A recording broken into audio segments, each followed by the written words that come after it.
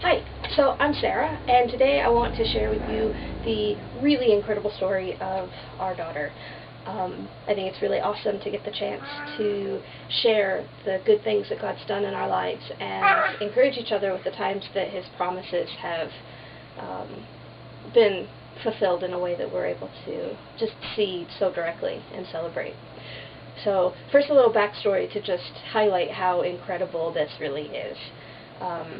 I started having migraines when I was in 8th grade, and they progressed from a few really bad headaches a year, you know, migraines are pretty intense, to through high school I was having numbness issues when the headaches would come, and they were coming with increasing frequency, to at the end, before we finally got them taken care of and figured out what the problem was, I was having almost total paralysis on one side of my body when a migraine would hit. And I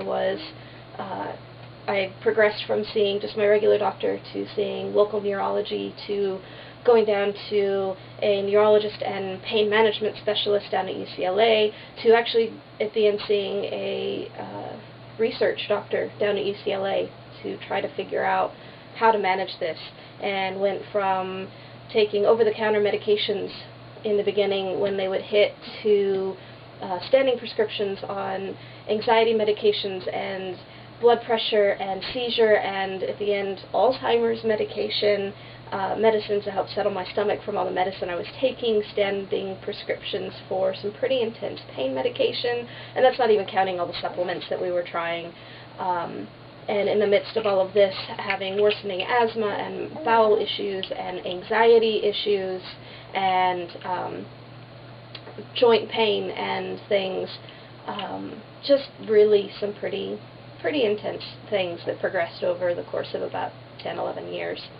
About 3 years into that whole journey, my now husband and I started dating. It was October of 2000. We were juniors in high school, and it was awesome. We had been into each other for a while, and it was really good. That following summer, we'd been together about 7 months at that point, we decided that we were going to get married. It wasn't, let's talk about this when we get out of high school, or wouldn't that be cool if someday maybe. Once we had that conversation, we knew it was going to happen. It might as well have been written in stone as far as we were concerned in the way that we were treating getting to know each other in the relationship.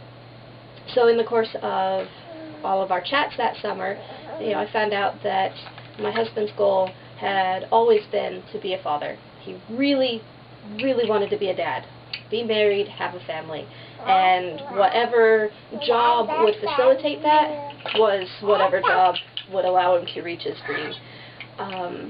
So very early on, we knew that we wanted a family. That was very important to us. So we got married in 2006. Shortly after that, all of my health problems really just cascaded and became quite a bit more intense than they had been. And we kind of went into the sickness and worse part of our wedding vows pretty early on. To the point that Jason thought that I was going to die. It was very bad. About 6 months into our marriage, we did get pregnant. It was unexpected, but we were excited because we knew we wanted a family. I was on quite intense medication at the time. We were trying to very quickly wean off of them to minimize exposure, because they're not very good medications for during pregnancy. And right about the time that we were finishing the last of the wean, it took about 10 days, we were doing it very fast, I miscarried, and we were heartbroken. It was not something, timing that we had planned, but we wanted the family very much. Things continued to get worse with my health for probably about another 6-8 months from there. We finally did, through much prayer and searching and desperation, end up finding out the root of my health issues. It was a structural problem in my neck, which we were correcting through chiropractic care at that point. And things started to get better. We had a rough couple years where problems that I hadn't been feeling the symptoms of came up, and so as those would happen, we would take care of those.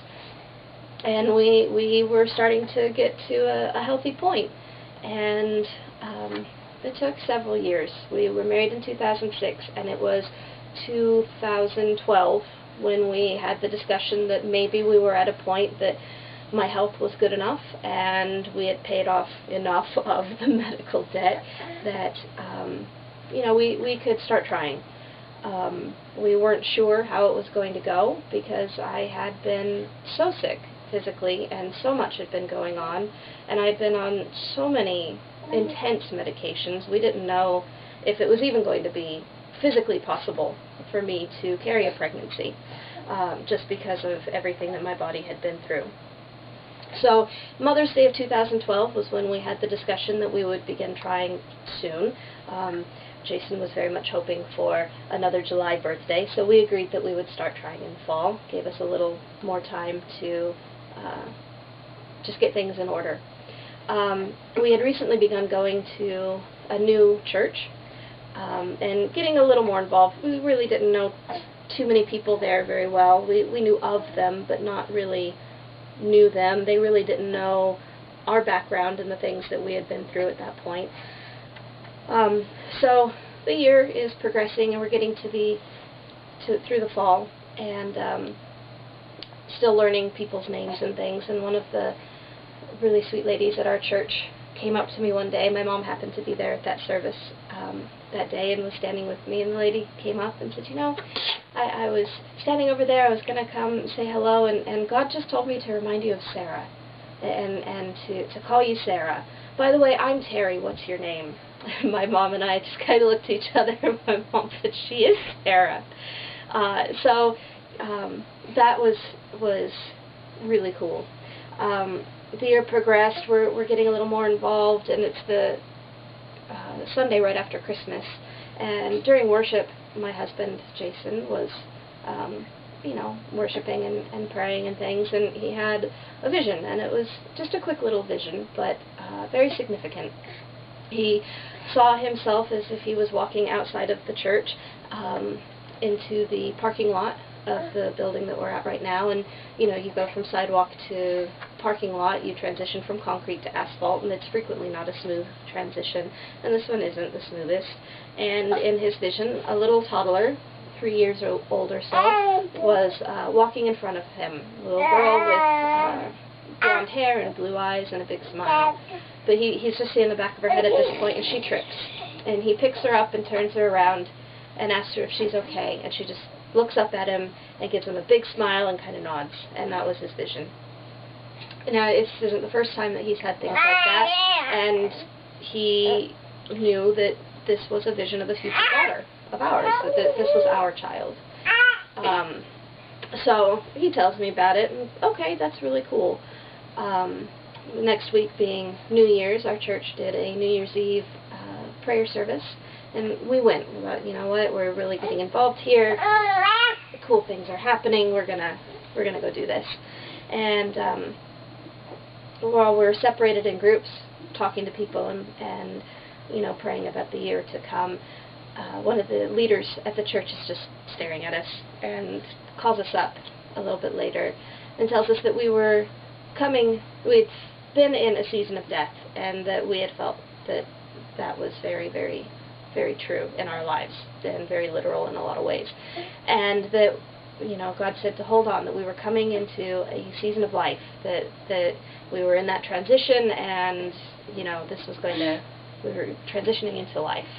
And Jason and I both were like, wow, we're getting ready to try to start a family. That's really, really encouraging. Thank you for sharing that with us. Thank you, Marcus. And so Jason proceeds to tell him about his vision. A little bit as time goes on, it's now the beginning of February, and Jason is just still thinking about this vision, and he's like, you know what, God, I really want to draw this. I want to sketch it so that when it happens, I have it, and I can show people. And, I want to show Sarah what I saw as best as I can. So if this is something that you would like me to do, please give me a refresher. Let me see this for just another second so that I can draw this for you and use this to tell the story. And he did. He had a moment of seeing that face again, and he spent a week or so just really trying to sketch it out.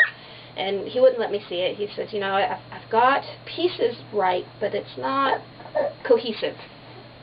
So he draws and draws, and he had told me that the girl in the vision had a lot of physical similarities to our pastor's youngest daughter.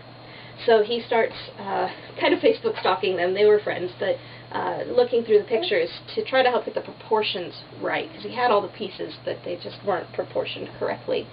And he goes through, and the pastor's wife had over 200 pictures of their daughters, and none were close-up of just the face. And so he's like, you know, Lord, I really want to do this for you. I really feel like this is what you've asked me to do. Please, just, if this is, have her post a close-up picture for me. And the next day, close-up of her face. Just awesome. So he gets it. So he gets to sketch it out. Once he got the proportions on the sketch right, he let me take a look at it, which was really, really cool, because until then all I'd had was his description. Shortly after that, we found out I was pregnant. It was so exciting. Wow, just the timing was so cool. Unfortunately, for whatever reason, we weren't able to sustain that pregnancy, and we had a miscarriage a couple weeks after we found out, which was very sad. The good news that came out of it was that they checked to make sure that there was no structural problem or anything like that, and they said that there should be no problem in the future with conceiving or physically carrying, so that was encouraging. We decided to take a little bit of a break and get some other things done that needed doing, and start again midsummer. And so we did, and in the beginning of September 2013, we found out that we were pregnant, and we were ecstatic. We knew we were trying, and I was starting to suspect, so I had told Jason that I was going to test over the weekend, but it got to be a Thursday or so, and I was like, you know, I just really, I'm ready to test. So he didn't know, and he was out in the living room praying, and just really spending some time in the Word and listening to God, and he felt God tell him, you know, you're going to see a rainbow. You're going to see a rainbow. And Jason's puzzling through that, and rainbow, rainbow, rainbow. Oh, you know, that's the sign of reminder of God's promise. Oh, and He promised us a daughter. Okay, cool. We're gonna have that daughter someday. Thanks for the encouragement. And yep, I believe what you said when you gave me that vision, and that's awesome. So he's coming to tell me to be encouraged that this is going to happen, and I'm coming to tell him, hey, guess what, Dad? So we started calling the baby Rainbow as a nickname. Come to find out a little later that that's also a term used for a pregnancy after a miscarriage, so it just kind of worked out all the way around. But this is our little baby Rainbow. Shortly after we found out I was pregnant, about a week later, I started having a lot of morning sickness. I thought, okay, that's cool. We can hang with this, and it quickly progressed to not being able to eat, not being able to drink, not having the strength to get through work. Turns out that I had hyperemesis, and I ended up having to go out on disability around 8 weeks pregnant or so, pretty early on, and just kept getting worse. I was on 2 different nausea medications to try to get through the day. I was having to go in for fluid infusions several times a week to maintain my fluid levels and everything, and actually ended up with me in the hospital for 4 days on an intense round of steroids and other medication to get me eating. Fortunately, we were able to get me sort of eating 1 meal a day or so, but it meant that I didn't have to have supplemental feeding devices or anything like that, so that was really good. But I spent quite a bit of time out. As part of the dehydration issue and everything, we had a few times that, you know, we had to wonder if we were miscarrying or losing. and we had one incident in the middle of November last year. I had been out of the hospital for about a month at this point. I was about 14 weeks along, and just really started spotting quite heavily, and we really thought that this doesn't look good. I wasn't far enough along to go to the hospital to get checked. I couldn't even go into regular OB. They just said, you know, you're so early. Protocol is just urgent care. And I was terrified that we had come through so much already. We knew we'd been promised this child, but this really looked like the beginning of a miscarriage. So we're waiting in urgent care, and Jason's sitting next to me, and he sees what he thinks is something breaking off the ceiling, and just kind of coming down from the ceiling toward him, and he says it looked to be about the size of a grain of rice, maybe a little bigger, and it was just shooting out refracted light, like a rainbow all around it, just swirling with the color and very vivid, and it got down to about eye level, and then it just wasn't there. And he's kind of looking around, and he what is this? And he realizes no one else is looking around like they saw it, and he doesn't want to look like a weirdo. And he's praying, God, what did that mean? That obviously that was for me. What was that? And that what he was hearing was hope. It's hope. So he's feeling very encouraged at this point, and I felt more encouraged later, but I was glad he felt better. This is very, hard sitting there waiting. And we found out that actually it was not an issue that affected the pregnancy at all, something we needed to be aware of, but nothing that was any risk of losing the pregnancy. Huge weight off. That was so wonderful. So we just kind of filed that away of, hey, God's pretty cool. So the pregnancy progressed. I never really got totally well, but I got well enough to go back to work and well enough to go almost to term. I never got off the nausea medication. I had a couple months that I didn't have to go in for fluid, but I had to resume that at the end. But at the end my blood pressure spiked, and I ended up having to be induced. I was supposed to be delivering right after Mother's Day. That was my due date, May 12th. But we get to the last full week in April, and my blood pressure spiked. But they let me do an induction instead of a C-section, and after a couple days of that process, we had our beautiful little girl on April 24th, and it was fantastic. We didn't know what we were having. We knew we'd been promised a daughter at some point. We didn't know that it was this pregnancy. So, we genuinely did not know the gender until she was born. And out comes this beautiful little girl. She's very sleepy right now, I'm sorry. We get home and we realize that she was born in April, and we knew that May's birthstone was emerald, but we didn't know April. And we looked it up, and it's diamond, which is the only stone that refracts the colors of the rainbow. She literally, all the way around, just is our little rainbow. But when we were pregnant, we had picked out names, and originally we had picked out Rebecca as a girl's name for when we eventually had a child. Oh, hush, honey. But I was praying, and God said, when you have your daughter, she's the fulfillment of my promise, and her name should reflect that. And we looked it up, and Elizabeth is the only English name that literally means God's promise. It's oath of my God, or God's oath. And there's a lot of other names that are derivatives of Elizabeth, but it all comes back to Elizabeth. And so we named her Elizabeth because she is the physical embodiment of a promise that we were given. So anyway, it took a long time to get to that point of the desire of our heart to have a family, to see that promise fulfilled, even just once, once he had the vision, that took 1.5 years, almost, before we actually saw it in the flesh. But God is faithful, and His Word and His promises are true, and I just hope that you are encouraged by that. So, we're going to go take a nap now. I hope you have a wonderful, blessed day.